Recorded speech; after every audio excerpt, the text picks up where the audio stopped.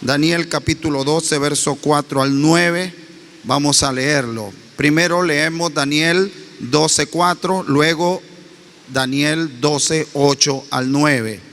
Dice la palabra del Señor: pero tú, Daniel, guarda en secreto estas palabras y sella el libro hasta el tiempo del fin.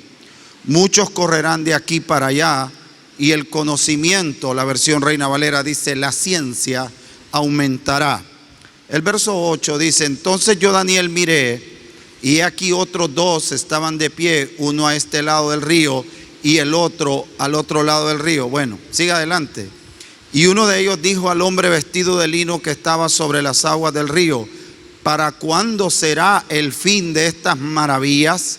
El verso 7 dice: y oí al hombre vestido de lino que estaba sobre las aguas del río, que levantando su mano derecha y su mano izquierda al cielo juró por aquel que vive para siempre, que será por un tiempo, tiempos y la mitad de un tiempo. Y cuando se termine la destrucción del poder del pueblo santo, se cumplirán todas estas cosas. El verso 8, que era el que yo quería.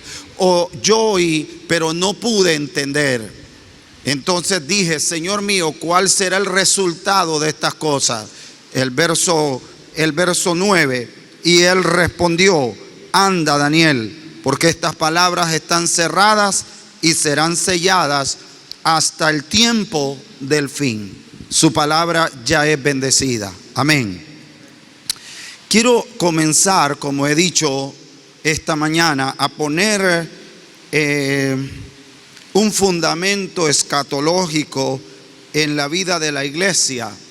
Indudablemente todo lo que voy a decir posiblemente será solo una repetición o un recordatorio para algunos que ya tienen estos fundamentos establecidos. Pero creo que la iglesia en su contexto general necesita tener un fundamento teológico, escatológico, bíblico. ¿Por qué? Porque nunca como hoy la iglesia de Cristo tenemos que entender los tiempos. La Biblia dice que en los días de los reyes había una tribu de entre las 12 tribus de Israel, que era una tribu que tenía una asignación especial, y era el discernir los tiempos, el entender y dar a conocer la forma en que Israel debía moverse en medio de los tiempos. Y esa tribu era la tribu de Isaacar. Ahora, hay una versión que dice que eran expertos en los tiempos. Claro, hay gente especializada en esta materia, pero indudablemente todos tenemos acceso a la revelación, y de acuerdo a nuestra capacidad el Señor nos va a ir enseñando. La revelación de Dios siempre es progresiva. En otras palabras, no vas a tener todo el cuadro completo en un día, en una hora de predicación, pero por lo menos vamos a ir poniendo un renglón aquí, un renglón allá, un poquito hoy y otro poquito cada semana que tengamos la oportunidad de establecer este fundamento. Se ha venido cerrando este círculo profético escatológico, y las profecías se van cumpliendo tal como ocurre con el libro del profeta Daniel. El libro del profeta Daniel, para los que tal vez no lo saben, fue escrito 2600 años o un poco más hasta el tiempo actual. O sea, desde que fue escrito hasta el tiempo actual, esas profecías quedaron guardadas aproximadamente 2600 años antes de Cristo, antes de que apareciera Cristo Jesús nuestro Señor. Y fíjense qué interesante, porque toda la profecía que tenía que ser revelada en el tiempo final permaneció sellada, guardada, y esas revelaciones de lo que percibió Daniel, ni aún él que la recibe pudo entenderlas. O sea que tampoco él entendió, pero que la Biblia dice que en el final de los tiempos, en el final de los días, la profecía, o mejor dicho, la revelación iba a ser quitado el velo. La palabra revelación es un término que quiere decir literalmente quitar un velo. Así que fue quitado el velo, de tal manera pues que aunque Daniel profetizó específicamente al pueblo de Israel, no ocurre lo mismo con el profeta Juan, el apóstol, porque también es profeta. Entonces Juan escribe involucrando a la iglesia, al pueblo gentil, mientras que Daniel habla a un pueblo llamado Israel. Y muchas de las cosas que Daniel vio y muchas de las cosas que él recibió obviamente han tenido su cumplimiento. Pero lo que me llama mucho la atención a mí es que le dice: guarda, estarán selladas hasta el tiempo del fin. Todo lo que nosotros estamos viviendo y todo lo que nosotros en estos días hemos sido testigos, y previo a este tiempo, hermanos, obviamente está marcando el final. Estamos entrando en una recta de acontecimientos, en una recta final hacia el cumplimiento total, que va a culminar con la venida del Señor, con el rapto de la iglesia, con el traslado de los santos. Y yo quiero que usted entienda esta doctrina, ¿verdad? Que tenga un buen fundamento escatológico, porque hay indudablemente mucha información y hay obviamente mucho error también.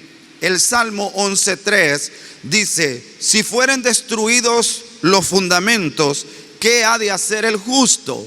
Entonces lo que necesitamos es tener un buen fundamento para no ser movidos muy fácilmente de nuestra manera de creer.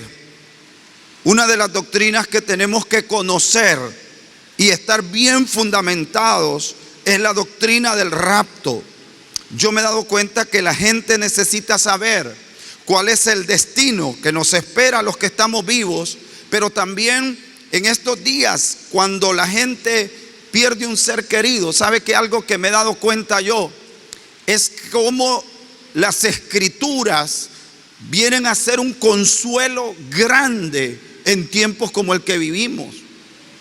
Me ha tocado ministrar a personas y me ha tocado, ahora entiendo por qué David decía: tu palabra ha sido mi consuelo en la aflicción. ¿Por qué? Porque mucha gente que ha perdido seres queridos, cuando comenzamos a explicarles dónde, porque separarse de un ser querido es doloroso, no importa cuánto entienda que se fue con Cristo, pero si todavía no entiende a dónde fue, o sea, ¿qué fue lo que ocurrió? ¿Dónde son llevados los muertos en Cristo? ¿En qué lugar están? ¿En qué estado están? ¿Y cuándo los volveremos a encontrar o los volveremos a ver? Pero cuando a través de la escritura le he explicado algunos rasgos y algunas cosas, usted no sabe el consuelo que encuentran las personas al saber que sus seres queridos que se han ido en Cristo no han muerto, sino que duermen, y que serán parte de los resucitados en el día del arrebatamiento. ¿Cuántos dicen amén a eso? Entonces, por eso es necesario, no solamente por el tiempo que vivimos, sino también, hermanos, porque hay un gran dolor en el mundo. Entonces la Biblia dice acá, y esto no es nuevo, porque el apóstol Pablo lo dice en 1 Tesalonicenses capítulo 4 verso 13. Es la misma circunstancia que le toca enfrentar a Pablo, y conforta el corazón de los hermanos diciéndoles estas palabras. 1 Tesalonicenses 4, 13 al 14 dice así: pero no queremos, hermanos, que ignoréis acerca de los que duermen, no los que mueren, sino de los que duermen, para que no os entristezcáis, ¿ve? Para que no os entristezcáis como lo hacen los demás que no tienen esperanza. Porque si creemos que Jesús murió, ¿cuántos saben que nuestro Señor murió y que resucitó? Así también Dios traerá con Él a los que durmieron en Jesús. ¿Cuándo los traerá? ¿Cuándo será que los traerá? Esto no es parucía. No. Aquí no es que los traerá en la parucía, los traerá, dice aquí, que volverán con Él cuando otra vez se junte espíritu, alma y cuerpo, y otra vez y haya una resurrección y podamos unirnos, los muertos resucitados y los vivos transformados, en lo que se llama el arrebatamiento de la iglesia. Entonces fíjense qué interesante, porque digo yo, bueno, es el tiempo, diga, este es el tiempo. Y una de las cosas que tenemos que aprender a discernir es, por ejemplo, lo que está en Primera Tesalonicenses 4:15, para que usted tenga fundamentos escatológicos. Y vuelvo y repito, no pretendo que usted se convierta en un escatólogo, pero sí que usted tenga un fundamento, por lo menos claro, establecido. La escatología es una de las materias más controversiales y más profundas, y que necesita mucha investigación para poder entender, y sobre todo para ponerla en el contexto actual, porque el problema de mucha de la escatología que se nos enseñó a nosotros ya es una escatología desfasada, porque resulta que el mundo es cambiante y resulta que lo que parecía ser realmente no era. Entonces por eso se necesita tener una capacidad y ser elástico y tener la revelación del Espíritu Santo en la verdad presente. Y fíjense qué tremendo, porque dice: por lo cual os decimos esto por la palabra del Señor, que nosotros los que estemos vivos, Pablo está hablando en primera persona y dice que permanezcamos hasta la venida del Señor, no precederemos a los que durmieron. Esto se refiere a los muertos en Cristo, pues el Señor mismo descenderá del cielo con voz de mando, con voz de arcángel y con la trompeta de Dios. Y luego expresa el orden de los eventos. Y los muertos en Cristo, diga, los muertos en Cristo se levantarán primero. Entonces nosotros, digan nosotros. Pablo se contaba entre ellos, y Pablo tenía la esperanza de no ver la muerte, de no pasar por el trance de muerte, de la separación del espíritu y la materia. Así que él esperaba poder experimentar. Por eso es que la venida del Señor es inminente. La palabra inminente quiere decir que ocurrirá en cualquier momento. No es algo que está fechado, pero es algo que está ocurriendo o va a ocurrir. Inminente. Puede ser hoy. Así que nosotros tenemos que estar atentos. Una de las cosas, hay un pasaje, no recuerdo ahora exactamente, en el libro de Hebreos que dice, la epístola a los Hebreos, que dice: de aquí a poco, y el que ha de venir, vendrá. La palabra poco es una palabra que en el original se dice micrón. Esa palabra poco usted puede entenderla de muchas maneras. Bueno, poco, ¿qué es poco para Dios? Y si haces un paralelismo equivocado entre aquello que el apóstol Pedro dice, que un día es como 1000 años y 1000 años es como un día, puede ser que te equivoques en el cálculo del tiempo. Pero cuando entiendes, por ejemplo, lo que es un micrón, diga micrón. La palabra poco, esa palabra poco se dice micrón. Un cabello suyo tiene 100 micras. Un cabello de nuestra cabeza, si es así un poco gruesecito, tiene 100 micras. Y la palabra poco es un micrón. O sea, estamos a un pelito estamos de que el Señor regrese. ¿Cuántos dicen amén? Diga, de aquí a poco el que ha de venir vendrá. Entonces no considere ese poco como un mal cálculo del tiempo. Pero volviendo acá, el apóstol Pablo pone en orden las cosas y dice: pues el Señor mismo descenderá del cielo con voz de mando, con voz de arcángel y con la trompeta de Dios. Y los muertos en Cristo se levantarán primero. Entonces nosotros los que estemos vivos, Pablo abrigaba esa esperanza, y que permanezcamos, seremos arrebatados. Esa palabra arrebatados es el centro de esta mañana. Diga conmigo: seremos arrebatados juntamente con ellos en las nubes al encuentro del Señor en el aire, y así estaremos con el Señor siempre. Cuando hablamos del arrebatamiento de la iglesia, no nos debe de llenar de temor. Al contrario, Pablo habla de esto para impartirles esperanza. Por eso también al mensaje de la venida del Señor se le llama, o al evento como tal se le llama, la esperanza bienaventurada. Esto no es para que nos dé miedo. No se predica sobre el rapto o la venida del Señor o sobre los eventos del futuro con la intención de crear miedo, pánico o temor. Esto es para darle esperanza. Este es el mensaje de la esperanza más grande que abrigamos los cristianos en medio de una pandemia que está acabando con medio mundo. Nosotros tenemos esperanza, porque dos hombres murieron en el mismo lugar, uno a la derecha y el otro a la izquierda. Murieron y Cristo en el centro. Pero Jesús le dice al de la derecha, le dice, y fíjense qué interesante, porque el de la derecha le dice: acuérdate de mí cuando vengas en tu reino.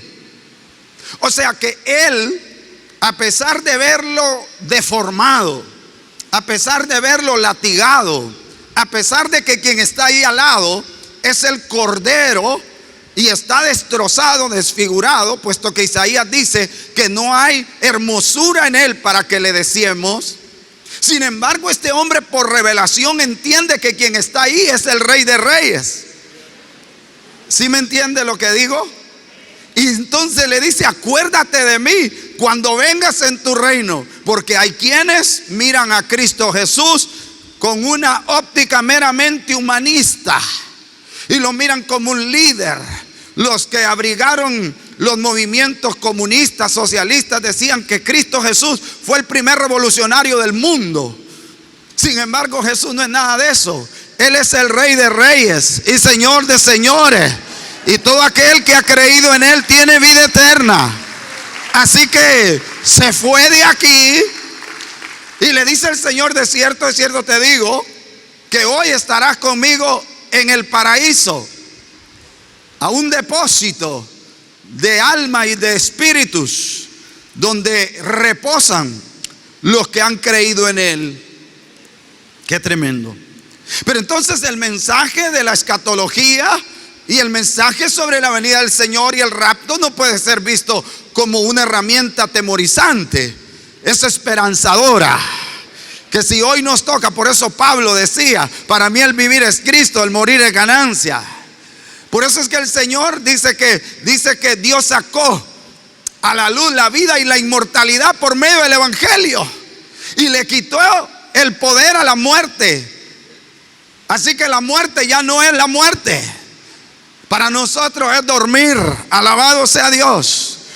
Por eso el Señor dice: los que creen en Cristo no mueren, sino que están dormidos y serán despertados en el día del arrebatamiento, si es que se fueron ellos aprobados para participar de lo que viene. Ahora, eso me llena de esperanza.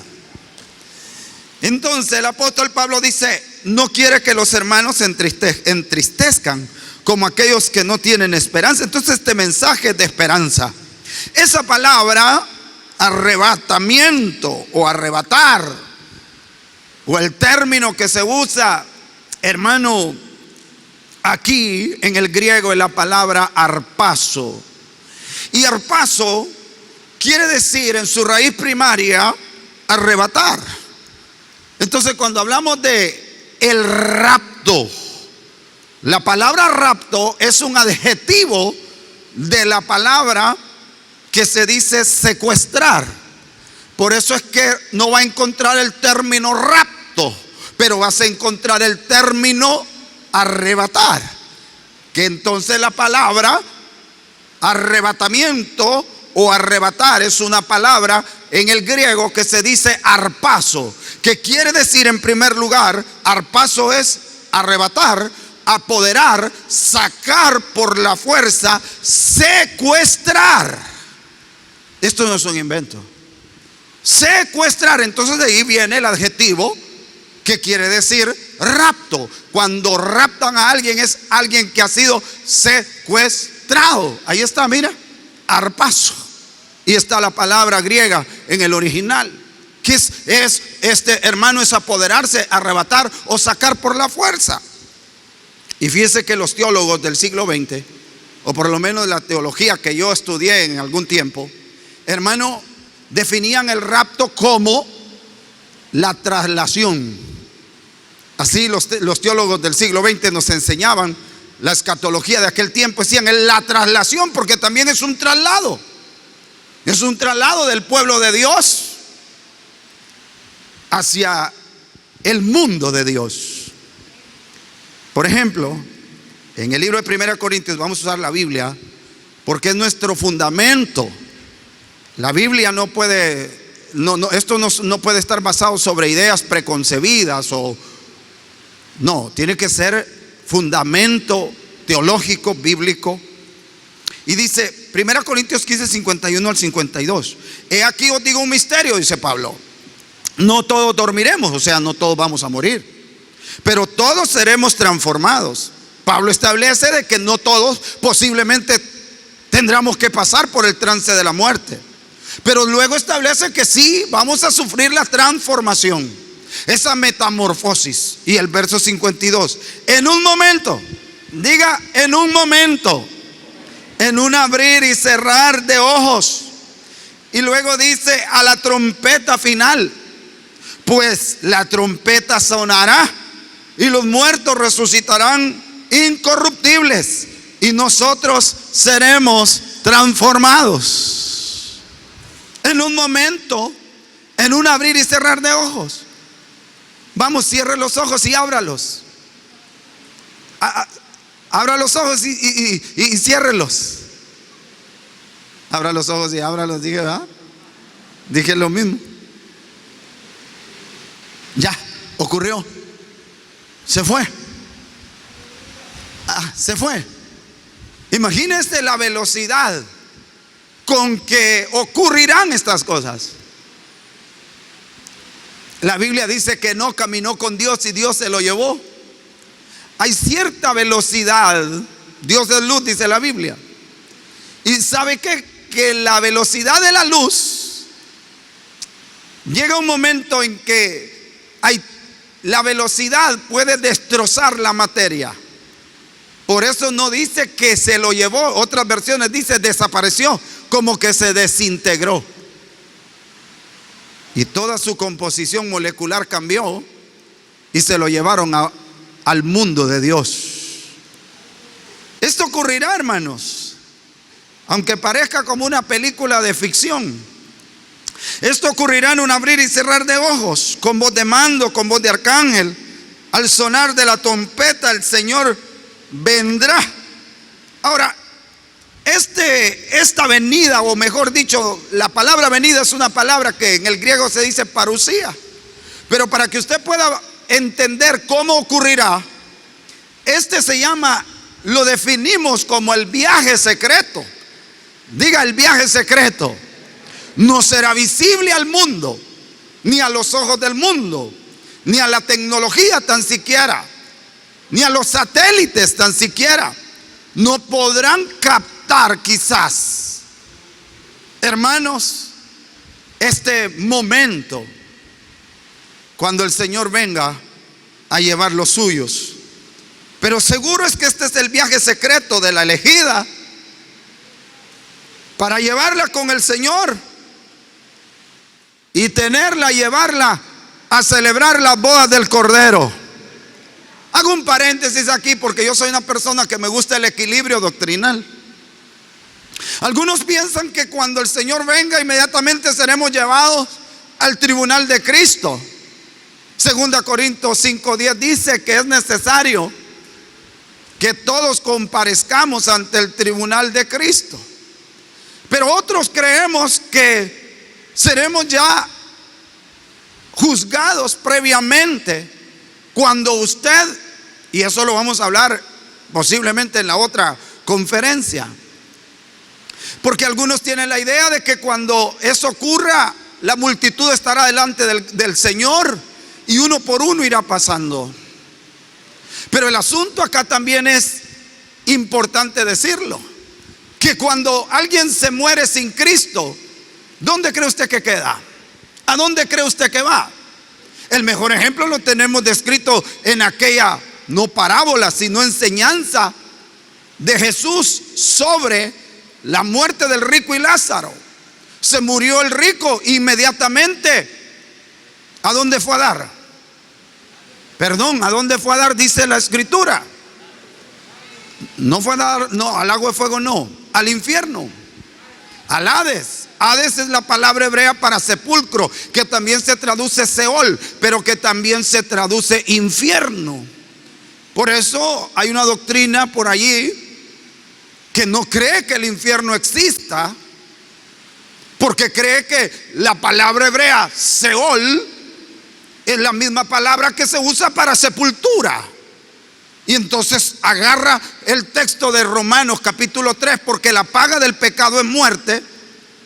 Entonces con la muerte se paga ya la deuda del pecado, con la muerte física. Por lo tanto ellos no creen en el infierno. Sin embargo, el infierno es también parte, hermano, de la realidad, y sobre todo tiene un tremendo fundamento bíblico. Es un lugar, es un depósito. Y sobre todo dice la escritura, Jesús dijo que no fue preparada para el hombre, sino para el diablo y sus ángeles. Que Dios los reprenda. ¿Cuántos dicen amén? Pero entonces inmediatamente que alguien muere, ¿a dónde va? Sin Cristo, no al lago de fuego. Eso es lo último. Eso será después del milenio. Sino que va a dar ¿a dónde? Al infierno, a un lugar de tormento, donde hay distintos lugares de acuerdo a la Biblia, y no tengo tiempo para explicarlo ahora. Pero hay lugares de tormento ahí abajo. Pero entonces, ¿dónde son llevados los cristianos? Si los impíos van a dar allá en el mismo momento, también la comparecencia de los cristianos tiene que ser ¿a dónde? Inmediatamente ante el tribunal de Cristo, para ser juzgados por lo que hicimos. Entonces, si alguien se fue con Cristo en su corazón, yo le doy las dos. Unos creen que va a ser al final, cuando todos compareceremos, o después del rapto. Otros creemos que cuando el cristiano muere, inmediatamente comparece. Porque esto es un abrir y cerrar de ojos. No crea que lo van a ir a buscar allá en archivos de papel y vamos a ver, ¿cuál es su nombre? No, pues yo me llamo Santos Enrique, vamos a buscarla ese. No, espere, que este archivo está bastante viejo. ¿Qué año nació usted? No es así. No. Por eso entonces es que el apóstol Pablo dice, entonces una vez que ha sido juzgado, una vez que ha sido, y entienda la palabra juzgado no como condenado, sino la palabra tribunal de 2 Corintios capítulo 5 verso 10, en la palabra griega bimá, que significa un lugar de recompensa, no un lugar para ser condenado, porque ya eres salvo. Pero entonces ahí entendemos que vas a ser recompensado de acuerdo a lo que hiciste aquí en la tierra mientras estuviste en el cuerpo, sea bueno o sea malo. Esto no es salvación, esto es recompensa. Pero entonces algunos piensan, como he dicho, que después del rapto vamos a estar en algún lugar en todo el cielo, en la dimensión celeste, parados esperando nuestro turno. Pero yo creo que será en el momento en que usted se muere, pasa a decir presente al Señor. ¿Y de ahí qué pasa? Luego va ya como un espíritu salvo a un depósito de espíritus, que puede ser la Nueva Jerusalén. Su alma está en el paraíso, donde están todos los justos, y su cuerpo en el cementerio. Y por eso dice que el Señor traerá con él a los que durmieron, los volverá a traer. Entonces ahí vendrá el espíritu ya salvo y juzgado el alma hecha perfecta del salvo, y vendrá a levantar un cuerpo para que otra vez volvamos a ser ese cuerpo glorificado con Cristo, y entonces estemos con Él para siempre. ¿Cuántos dicen amén? Usted investígalo, en esto no hay problema. Pero lo que sí es seguro es que nosotros, se acerca este momento glorioso, este viaje secreto, y que para poder participar tenemos que estar velando y orando. ¿Sabía usted que la primera actitud de preparación que Jesús demandó para los suyos es: velad y orad, porque no sabéis a qué día, el día y la hora? Velad y orad. Por eso es que vea, Simeón, que no era de la clase sacerdotal judía, Simeón, un hombre humilde, pero dice la Biblia que era temeroso de Dios, que el Espíritu de Dios estaba sobre él. Entendió el tiempo de la primera venida de Cristo, y cuando se iba a presentar en el templo, dice que en aquella misma hora, no llegó tarde ni llegó antes, sino en aquella misma hora, él supo por revelación que era el momento en que sus ojos iban a ver al Salvador. Yo creo que los que están esperando al Señor, si aquel hombre llamado Simeón tuvo discernimiento, tuvo entendimiento, porque oraba y velaba y esperaba ver la salvación de Israel, ¿cómo no también nosotros sabremos el momento? Aquello de que no sabremos el día y la hora, eso no es para nosotros, eso lo ignora el mundo. Pero nosotros, la iglesia, estamos preparándonos ya para la venida del Señor, para el rapto, para el evento. A su nombre. Así que usted lo sabrá, no a ciencia cierta. Habrán cosas que estarán vedadas a nuestra razón y a nuestro entendimiento, pero obviamente habrá un sentir en el corazón del pueblo de Dios. A ver, imagínese usted que solo el padre sepa el día que se va a casar el hijo. La novia no sabe cuándo se va a casar, el hijo tampoco sabe cuándo se va a casar, y que solo el padre lo sepa. Ni los invitados saben cuándo va a ser. No. Eso ocurrió allá en Mateo 24. Ni el padre, o solo el padre sabe, el hijo no lo sabe. Pero es que Jesús estaba hablando como hombre en un tiempo en el que él se despojó, como dice Filipenses capítulo 2. Que se despojó de ¿qué? No de su divinidad, pero se despojó de sus atributos como la omnisciencia. Así que como hombre estaba limitado en saber cuándo volvería, pero que ahora que está al lado del Padre, él ya sabe cuándo le toca volver. Aleluya. Y la novia también está preparándose para ese día. Aleluya. Si usted no está preparado, prepárese, porque no todo lo que usted mira aquí va a permanecer para siempre. Entonces, el Señor viene por los suyos, no viene por el mundo. No viene a morir en la cruz, ya vino a morir en la cruz, pero sí viene a buscar a los que creyeron en su sacrificio, a los que le recibieron como su Señor y Salvador, a los que vivieron para Él. Aleluya. Mateo 24:40 dice: ¿cómo será de extraño esto? ¿Cómo será, hermano, de rápido? ¿Y cómo habrán separaciones, hermano, en el mismo instante en que el Señor regrese? Mateo 24:40 dice: entonces estarán dos en el campo. Y Mateo 24 hay que bosquejarlo, porque hay palabra. Algunas de esas profecías de Mateo 24 ya son históricas, o sea, ya tuvieron cumplimiento. Otras están en espera de cumplirse. Hay palabra para la iglesia, hay palabra para los gentiles, hay palabra para el milenio, hay palabra para ¿qué? Para la gran tribulación.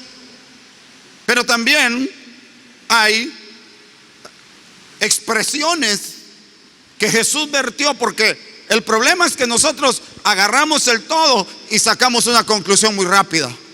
Pero el examen concienzudo de las Escrituras te ayuda a ti a poner en el contexto correcto. Porque si usted lee Apocalipsis y usted cree que tiene un orden cronológico, está cometiendo un grave error. No es que 1, 2, 3, 4, 5, 6, 7. No. Muchas cosas del capítulo 13 están en el capítulo 17 del libro de Apocalipsis. Porque no existe un orden cronológico.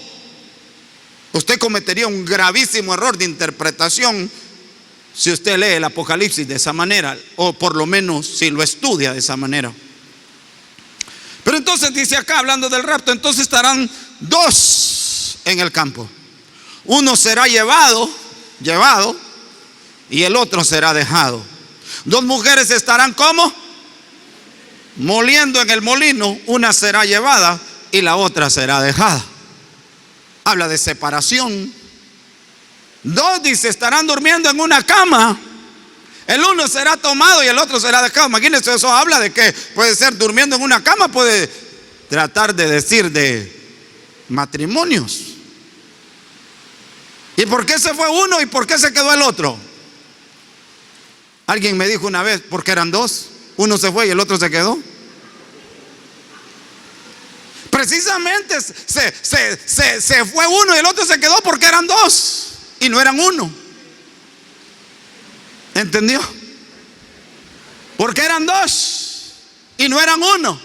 Por eso es que usted tiene que ser uno si está casado, tienes que procurar ser uno con tu esposa.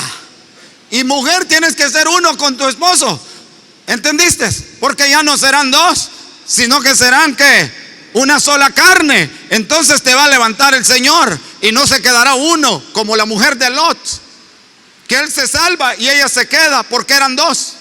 Pero cuando eres uno en tu unión matrimonial, en propósito, en visión, entonces te vas a ir con el Señor y tu esposo también. Y si tus hijos los has encaminado, aleluya, también serán arrebatados y llevados al cielo. Gloria a Dios. Por esa razón es que tenemos que estar buscando al Señor para ser aprobados, para poder escapar, dice la Escritura. Jesús dijo esto, mire esto, en Lucas 21:36, la palabra de Dios para todos.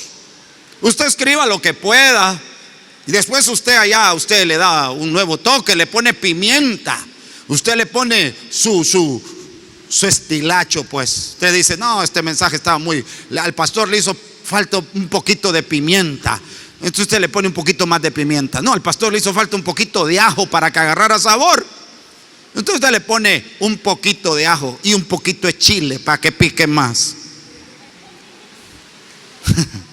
Dice acá, Lucas 21:36. Por eso siempre la palabra de Dios para todos. Creo que dice, por eso siempre deben estar alerta. Pidan fuerza para poder resistir cuando se enfrenten a todo esto. ¿A qué todo esto? A lo que estamos viviendo, a todo esto que ocurrirá, y así poder presentarse ante el Hijo del Hombre como aprobados. ¿Sabe? El viernes le estaba diciendo al Señor, llorando, Señor, yo no quiero ser un reprobado. Los reprobados son apóstatas. La palabra apostasía es una palabra que se dice apostación y quiere decir dar la espalda, renunciar, divorcio. Así que yo no quiero ser uno de los reprobados. Pablo, si abrigaba algún temor en su corazón, era el ser descalificado. Pablo decía, no sea que habiendo sido yo heraldo para otros, habiendo sido yo el mensajero, el predicador, el que ayudó a salvar a muchos, yo también me venga a ser descalificado. Era el temor de Pablo y debería ser el temor de todos. Pero imagínense, entonces yo me pude pensar, Dios mío, ayúdame a no ser un reprobado, sino a estar delante del Hijo de Dios cuando Él venga y ser hallado aprobado en Cristo. Aleluya. Y que no me manden para atrás porque no pasé el examen. Gloria a Dios. Si le van un aplauso al Señor, déselo fuerte. Por eso es que ahora, entonces mire, llevamos 41 minutos y no hemos hablado nada. Pero para que sigamos reafirmando la doctrina del rapto, ya que hay muchos detractores de esta enseñanza y muchos que la niegan y arrastran al pueblo de Dios a no creer en esto, en el arpazo, en el rapto. Podemos ver en las escrituras que no solamente hay raptos, porque algunos dicen, bueno, yo escuchaba un teólogo católico que decía él, bueno, los protestantes tienen un dichoso evento que esperan y un reino mesiánico davídico que se establecerá, porque los teólogos católicos tienen otra perspectiva de los días finales.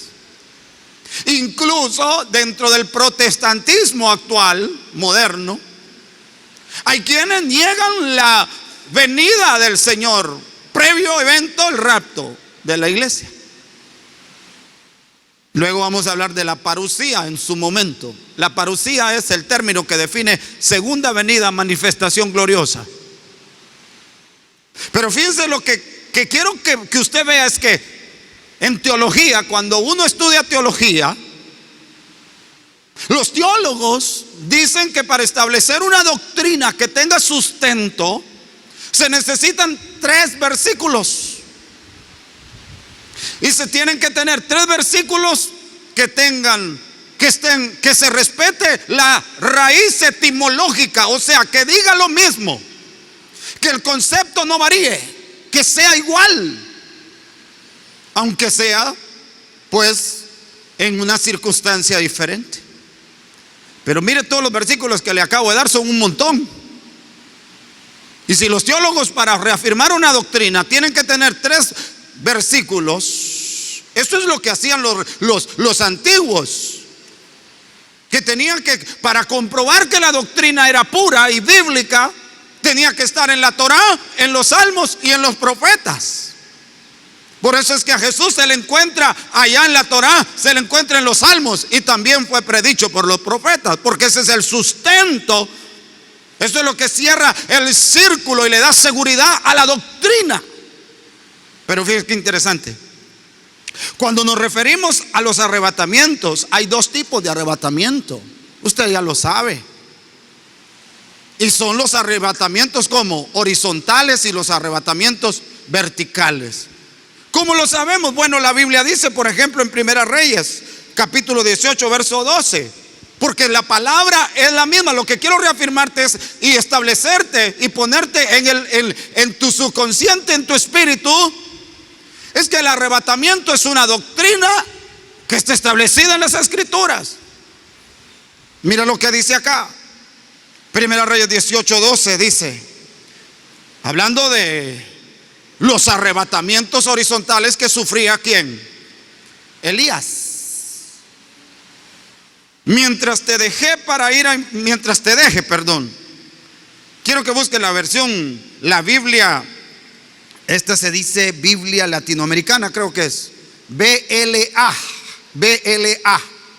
Si la buscas, dice, mientras te deje para ir a informar a Acab, el espíritu de Yahvé te habrá trasladado, quién sabe a dónde, y como no te encontrarán, él me mandará a ejecutar. Tú sabes, sin embargo, que tu siervo teme a Yahvé desde niño. Entonces, la versión de las Américas dice te llevará, no dice te arrebatará, ¿verdad? Si usted pone la versión de las Américas, dice te llevará a donde yo no sepa. Otra versión dice te llevará a un mundo desconocido. Pero yo no me quedé tranquilo, dije, puede ser que esté exprimiendo el texto para que diga lo que yo quiero. Pero entonces dije, voy a buscarlo en el original.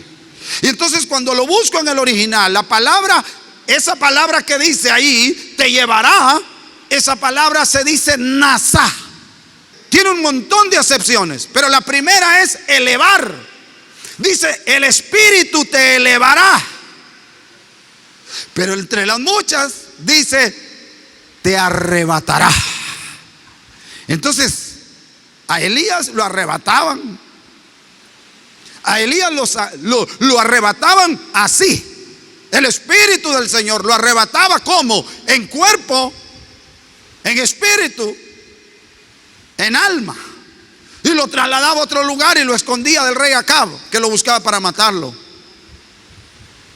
Qué tremendo. Te arrebatará, te elevará. Y Nasá quiere decir, hermano, elevar. Y entre las acepciones usted va a encontrar, ahí está, mire, Nasá, raíz primaria, que es elevar. Pero busca entre todas, mire lo que sigue diciendo, ve cómo sigue acarrear. Ok, busca ahí va a encontrar que dice, ahí está, mire, arrebatar. El Espíritu te elevará, el Espíritu te arrebatará. Entonces habían arrebatamientos, nada más que este arrebatamiento no es un arrebatamiento vertical, sino un arrebatamiento ¿cómo? Eso es lo que le estaba enseñando yo a los alumnos que tengo. Este arrebatamiento era para trasladarlo de un lugar a otro. Pero mire, en el Antiguo Testamento también, Isaías 57:1. Isaías 57:1 se puede parecer a lo que estamos viviendo en los días actuales. Y dice así: el justo perece y no hay quien se preocupe. ¿Usted no ha visto? Hasta usted dice, ¿por qué se mueren toda la gente buena, hombre? ¿Y por qué no se mueren los malos? Y ya de perdido que se mueran los feos, ¿verdad? Pero usted dice, usted ha dicho eso. ¿Por qué se muere la gente buena, hombre? Y usted mira que los impíos siguen viviendo y haciendo de las suyas. El justo perece y no hay quien se preocupe. Los hombres piadosos, ¿cómo son? Arrebatados. De repente ya el Señor está arrebatando, sacándolos de este mundo, arrebatados sin que nadie comprenda que ante el mal que se avecina, el justo es arrebatado. Porque a uno los va a sacar mediante martirio, a otros los va a sacar mediante la muerte natural, a otros que se han ido mediante el COVID han sido arrebatados para el reino de Dios. Ya están allá, ya dijeron presente, ya fueron, hermanos, vistos sus nombres y revisados, están esperando. Aleluya, la esperanza bienaventurada. Gloria a Dios. Denle un aplauso al Señor. Pero entonces esto consuela porque no es una tragedia. Hechos capítulo 8 verso 39, en el Nuevo Testamento encontramos otros dos ejemplos rápidamente. Dice Hechos 8:39: al salir ellos del agua, el Espíritu del Señor arpazo. Y aquí no es la palabra nasá, sino arpazo. El Espíritu, ¿qué? Arpazo. El Espíritu arrebató. ¿A quién arrebató? A Felipe, y no lo vio más. El eunuco que continuó su camino, oiga, lo arrebató a Felipe. Mas Felipe se encontró en otro lugar predicando la palabra. El Espíritu lo agarra y lo arrebata y lo saca y se lo lleva. Y de repente aparece Felipe predicando la palabra en otro lugar. Gloria a Dios. ¿Cree eso usted o no lo cree? ¿Cree que eso es verdad o no cree que es verdad? De repente el Espíritu lo puede arrebatar. Conocí un hombre que me dijo: fui arrebatado y fui llevado a un lugar era un intercesor, era un anciano, un hombre de Dios, y fui puesto en un escenario, me dijo, de guerra. Yo no sé cómo pasó, pastor, me dice, pero yo estuve anoche en un lugar orando y miraba a los niños mutilados, miraba los niños muertos, mujeres muertas, hombres destrozados. Dice que el Espíritu lo llevó a un hospital para orar. Y dice que miraba a la gente y contemplaba el sufrimiento humano. Y dice, estuve allí, pastor, y temblaba aquel hombre. Porque el Espíritu Santo todavía puede hacer que haga eso cuando tú vives, no para darte el privilegio, sino para cumplir su propósito. No es como que Dios diga, te voy a dar el privilegio de que andes vagando por toda la ciudad, por todo el mundo, y conozcas el mundo aunque no salgas de Honduras. Eso sería un viaje astral. Eso sería gnosticismo, separación del espíritu y la materia, cosa que no es así. Pero volviendo acá, en el Nuevo Testamento, como estamos viendo, aquí hay un hombre también que fue arrebatado, ya no horizontalmente, o sea, que no fueron llevados para arriba, sino que fueron llevados a un lugar aquí en la tierra. Pero este hombre, en 2 Corintios 12:2, para que usted crea, le quede bien claro que el arrebatamiento sí existe. Y que ya existió con hombres del pasado. Mira lo que dice la palabra. 2 Corintios 12:2. El apóstol Pablo hablando dice: conozco a un hombre en Cristo que hace 14 años, no sé si en el cuerpo, fue una experiencia tremenda. No sé si fuera del cuerpo, Dios lo sabe. El tal fue arrebatado. ¿Cómo fue? ¿Arrebatado hasta dónde? Hasta el tercer cielo. No fue al Mesauranos, al Epouranos, que es el segundo cielo, sino que fue al Uranos, al trono. La morada se transcribe como la morada de Dios. Porque aquí dice Salomón en la oración: los cielos de los cielos no pueden contenerte. Porque ahí está el asiento, el trono de Dios. Y aunque algunos hablan de 7 cielos, y también es comprobable, creo que la morada de Dios está allí. Porque Pablo lo dice: conozco a tal hombre, si en el cuerpo o fuera del cuerpo. Fue una experiencia mística espiritual. No lo sé, Dios lo sabe. Que fue arrebatado, el verso 4, fue arrebatado al paraíso y escuchó palabras inefables, o sea, indecibles, inenarrables, y que no pueden ser interpretadas por la razón humana, que al hombre no se le permite expresar. ¿Qué cosas habrá visto y qué cosas habrá oído? Alabado sea Dios.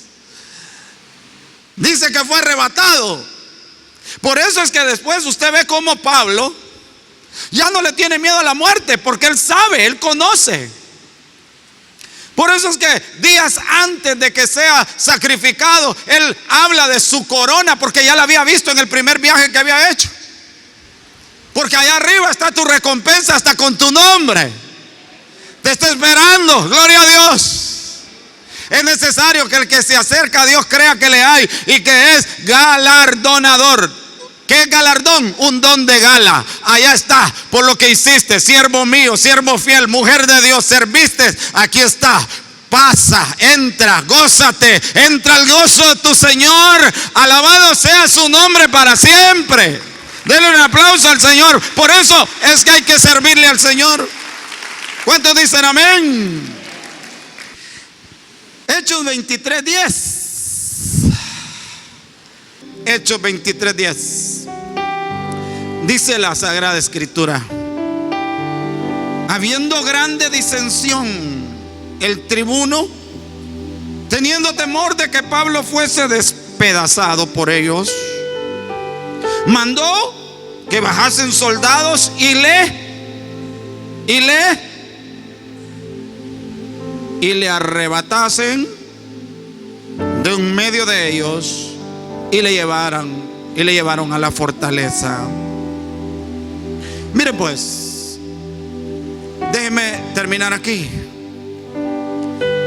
Pablo era un hombre muy inteligente, y resulta que Pablo, estando frente a un tribunal, es llevado para que explique, para que exponga su apología, su defensa, por argumentación de lo que él está haciendo. Y entonces Pablo empieza, él era muy inteligente y se da cuenta que está en medio de dos grupos religiosos, que eran dos grupos religiosos del judaísmo: los fariseos y los saduceos. Habían otro tercer y cuarto grupo, los herodianos y otro grupo más, que componían la totalidad del judaísmo como tal. Pero Pablo en ese tribunal está en medio de dos corrientes.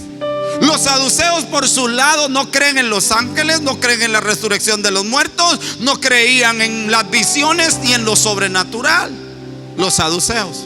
Pero los fariseos sí. Y los fariseos, y Pablo, siendo él enseñado a los pies de Gamaliel, maestro erudito, rabino respetado en la comunidad religiosa judía. Y Pablo se da cuenta, entonces él empieza a decirles: a mí el Señor se me apareció, a mí el Señor fue que me habló. Y empieza a narrar su encuentro, ¿verdad? Del capítulo 9 del libro de los Hechos.